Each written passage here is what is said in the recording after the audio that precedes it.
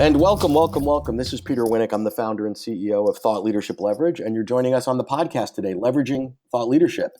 And today my guest is Rose Fass. Rose is the founder and CEO of Fass Consulting, which is a leading edge business transformation boutique consulting firm. She works with Fortune 500 executive teams on transitioning strategy, driving change, and growing leadership. She has over 35 years of corporate experience. She was the chief transformation officer at Xerox. She's a speaker. She has been named to top 10 women in business leaders of New York. And she wrote a really cool book that I love called The Chocolate Conversation, Lead Bittersweet Change, Transform Your Business. So thanks for joining us, Rose. Welcome. Thank you for having me, Peter. It's nice to talk with you. Yeah, my pleasure. So, our focus is always on the different things that people do with their content and their work, right? So you've got your consulting business, you've got speaking, you've got your book. Why don't you, if you would, maybe paint a picture of sort of what your world looks like as it relates to sort of the core content and the core gist of your work? So we've actually been talking about that a lot lately with our clients, and it's interesting how clients end up defining what you do. And there are three areas that we are really focused on in business transformation. And one of the big gaps that we hear from our clients is that we have a leadership gap. And that doesn't mean we didn't go out and hire enough leaders. That means we have a lot of executives and directors and vice presidents working here, but we need to get them leading. And they're trying to move from this sort of everyday crisis management to leaders who exhibit more agility and capable of situational thinking and more critical thinking. So that's a whole area that we've been on, is moving the leadership gap from being reactive to being more agile leaders. And then in the second area that we've been focused on is cultural challenges. And we think part of why leaders don't step up and lead isn't 100% their faults. We believe that cultures sometimes design a very short order cook kind of environment where I am transactional and responsive and reactive, as opposed to being more of a thought leader and driving the change.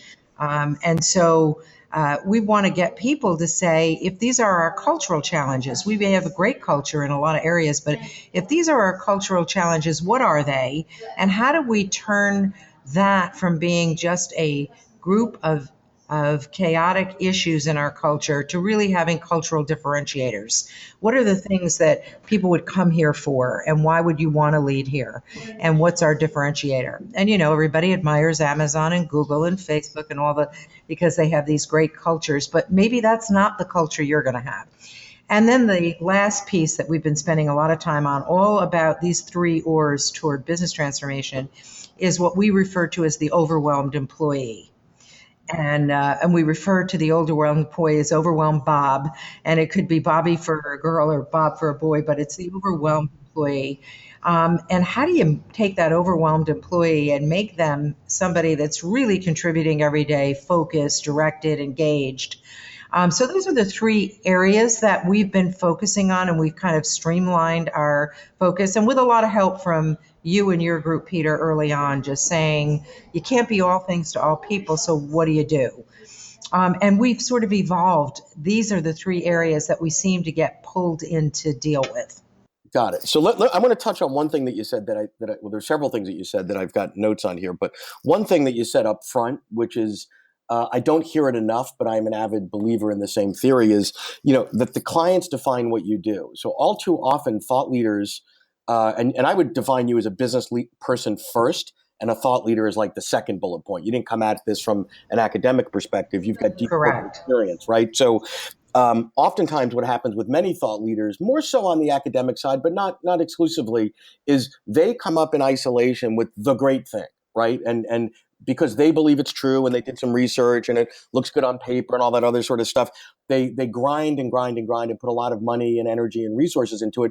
And then they take it to the market and it's a total flop. And I love what you said, that clients define what you do, because, people don't talk to their clients enough in the development phase, right? So we always talk to our clients around what their needs are and how we can help them, et cetera. But what I have found in my work is if you go back to your clients and have open and honest and transparent conversations, say, here's where we are. Here's where we think we're doing well. We got a couple ideas on some new things that we're developing. Tell me what you think, right? And their opinion is more important than yours because they represent the market and the dollars and who you're serving. So tell me, how you go about doing that. And it probably ties to your chocolate conversation work. But how do you actually get clients to define what you do? Yeah, so this is an interesting, you talked at the very beginning about my journey. And I worked for a Fortune 100 company for many years, and I was their chief transformation officer at the end. And it's easier in a corporation in some respects to sort of just do what your business is and to kind of lead people through that and just, produce. And I learned a lot, and I learned the long way home. That's the best way to call it. But the one thing that I always knew, because I was client facing through my whole career, was that when the customer was talking to you, that was the point at which you either had something they were interested in or you did not. And without customers, you don't have the basis of a business. So I learned that very early on. When I started this business, I had no idea how hard it would be to start something from scratch and literally produce a business model and say, hopefully everybody will buy into this. So what I was advised by a very old mentor was say yes to everything unless it literally goes against your grain. Initially, you just need to say yes. So each and every time a client would just, pull on my expertise as an operator or an executive who did things in a business, or a head of sales, whatever I did in my past, not unlike you, Peter, I would just say, okay, if they said, can you help us build a program called Planning for Profit? That was our very first gig. And I worked with a British engineer, and I said, yes, of course I can. And we went out and we did these things. And what we learned in the process was once you produce something that was of value to a client, they were willing to listen to the other things that you could bring to the party that would make it more feasible. So after we did Planning for Profit, we said, now we need leaders who know how to da da da. So in the beginning, it was yes, yes, yes. And then we started to recognize where we really added a lot of value, and it wasn't just our personal expertise or our business expertise. And listening to, I call it the power of questions. I think a lot of people go in and pitch. I never pitch to clients. I always ask a lot of questions. And my first questions is always, tell me about the things that are going really well for you. And that gives you a purview into what they care about. Then the second thing I say is, and if you could identify some of your key challenges, what would they be? What would be the things, if you could wave a magic wand, you would fix? And they give you that, and that gives you their desire. So one is what they care about, and the other is what they desire. And those two things bring together for me a picture of, okay, where can we best play here, and how can we help?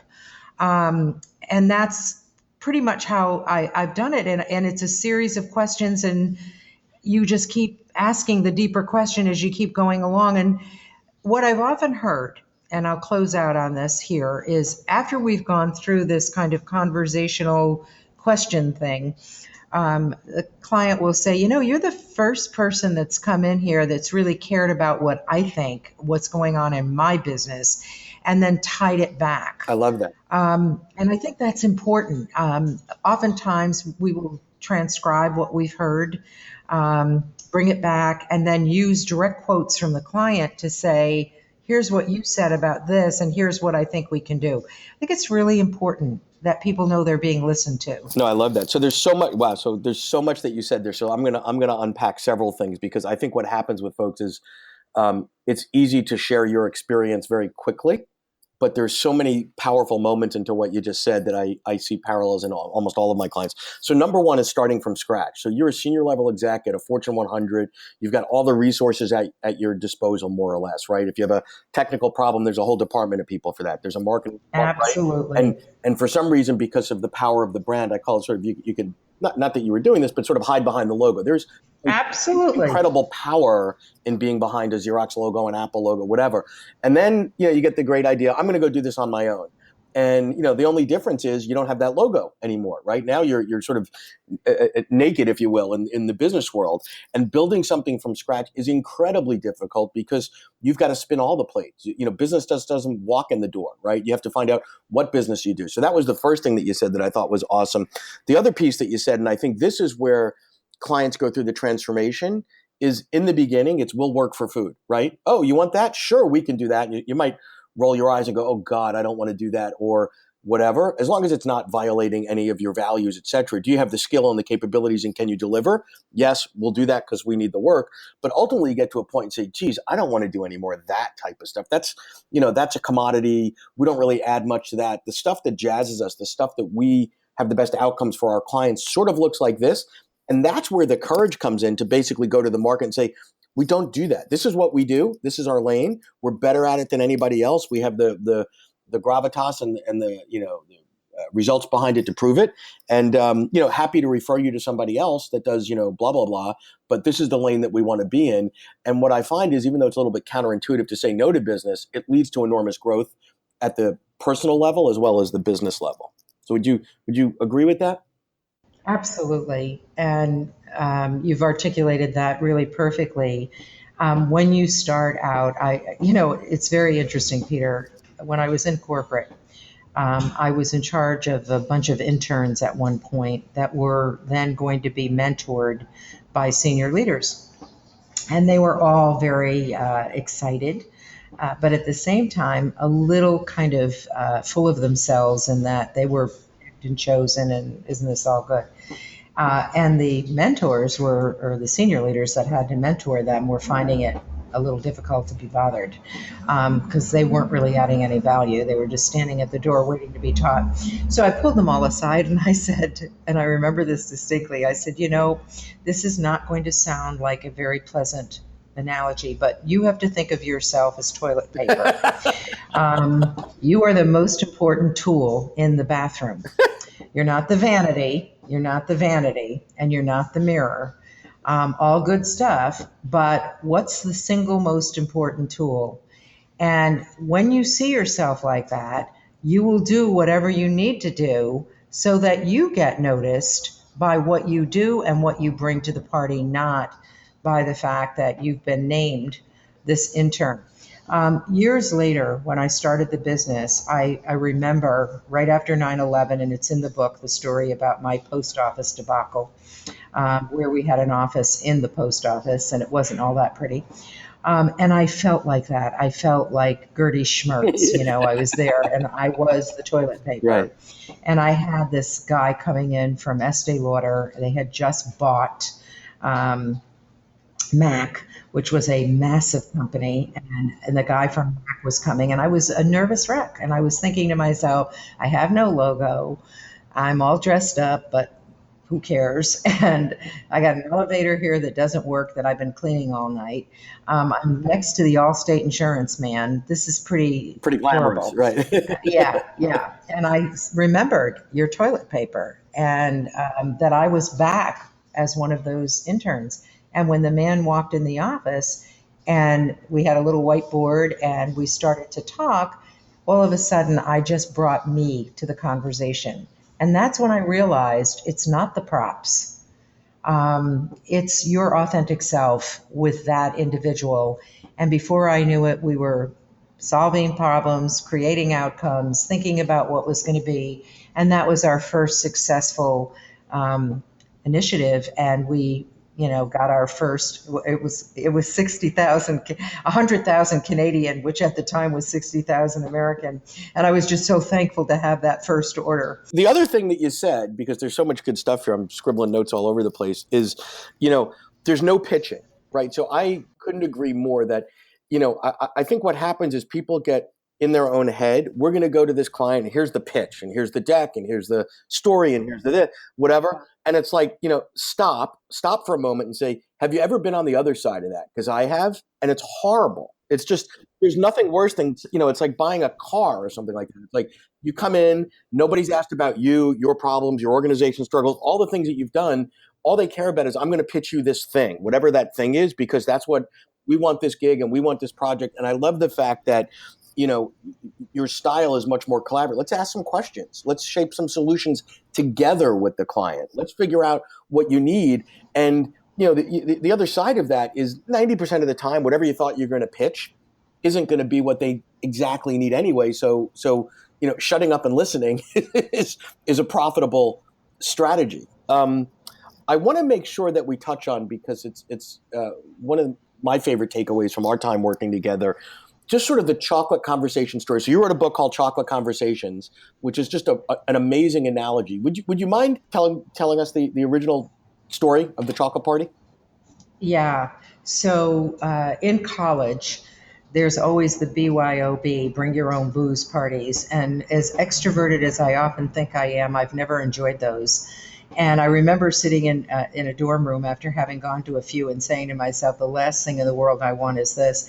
And I got this unique invitation, BYOC, bring your own chocolate. And it was a death by chocolate party. And I thought, this I can get my arms around. I love chocolate. And you had to make something really divine and bring it along. And I was very excited. And I had my killer chocolate cake, which I thought was definitely going to be a standout. And it also gave us a common purpose, which oftentimes when you go to parties, you don't have a common purpose. So I walked in the door and I thought, I'm meeting all these kindred spirits. Isn't this going to be good? And I saw this table that was laden with the most exquisite stuff I'd ever seen in my life. And I kind of sheepishly put down my killer chocolate cake and realized I wasn't actually bringing the hit of the party. And then people were chatting, and there was this gentleman that was standing with me, and this woman was going on about percentage of Keiko, and all of a sudden, like, really kind of a snobby conversation. And I remember looking at her, and she was pin thin. And I thought to myself, what is this? And so this guy looked around and he said, look, when I need chocolate, I just as soon have a Snicker bar, If I want chocolate, I'll just take a Snickers. And I said, this is my kind of guy. And she got very annoyed, turned around and walked off. I remember leaving, I'm a chocolate snob, and I remember leaving that party and thinking, this is funny. We all had chocolate in common, but when we got down to our own personal standards, our own points of view, boy, it was quite different, and we had quite a debate going on at this party. So many years later, I was in an all-company meeting, sitting there as one of the regional presidents. And the CEO was talking about his strategy. And we left that all company meeting, and I could hear people in the halls, and everyone's interpretation of what he was saying was uniquely different. And I thought, holy shit, we're having a chocolate conversation. And that was the impetus for my thinking about it as a chocolate conversation at the chocolate level. You can all agree, but that's that 30,000 foot level. When you start hearing people's interpretations, you talk past each other. So little by little, one of our first opportunities with one of the Fortune 100 companies we still work with today, it was a financial institution. We had an opportunity to walk in, and I used the chocolate conversation as a metaphor for what they were doing. And I asked everyone in the room to give me their first thought when they heard the word chocolate.